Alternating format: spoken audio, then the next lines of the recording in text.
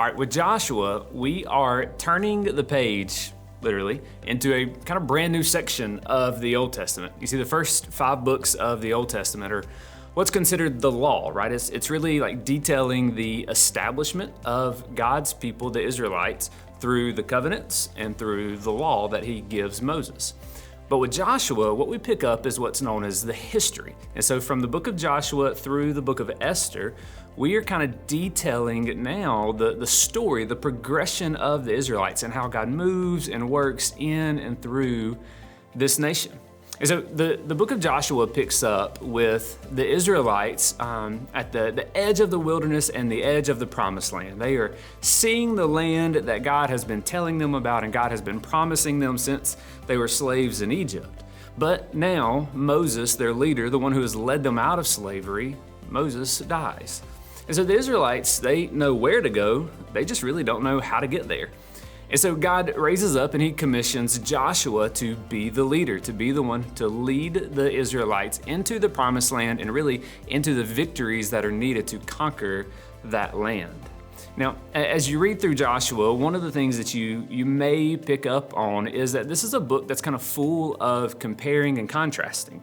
So I'll give you an example. You see Joshua presented kind of like a new Moses. So for instance, Joshua, one of the first things he does is he sends spies into the promised land just like Moses does. But before, where the Israelites did not have faith in what the spies brought back, this time they do. And as a matter of fact, God uses a Canaanite prostitute by the name of Rahab, who becomes a key figure in the lineage of Jesus. Rahab rescues the Israelite people. She is rescued by God because of that, and the Israelites have faith and they move into the promised land. Another example is we see the first 2 battles that they encounter there. You got the battle at Jericho and the battle of Ai. One, at Jericho, the Israelites really, they trust in the faithfulness and the provisions of God, and they win an incredible victory because of that. And then immediately following that, they have this moment of complete defeat because they're not trusting in God and because they disobeyed all that God had told them to.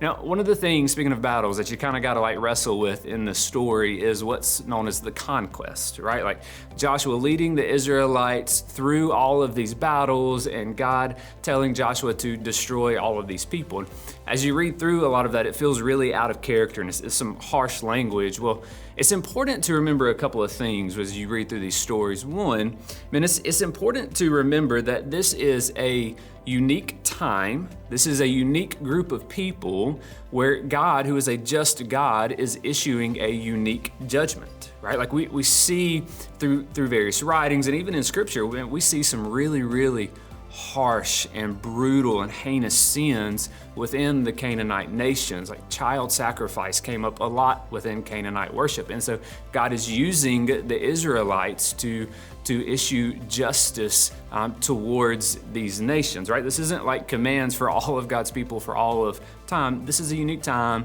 and a unique people, and God is doing a unique thing. Also, it's important to remember as you read through this that God relents and God rescues those who follow him, right? Like Rahab, we talked about Rahab, is a great example. He relents and he rescues this Canaanite, the Gibeonites. You'll read about the Gibeonites. Is another great example where God relents and rescues the people of Canaan, okay? And so we see God's faithfulness even in that. Ultimately, what Joshua is doing is it's kind of setting the stage and asking the question, will the Israelites follow in God's way and thus experience the blessings of his presence? Or will they follow in their own ways and in that experience the sufferings of his separation? But it's not just the Israelites that ask this question. It's a question for you and I as well.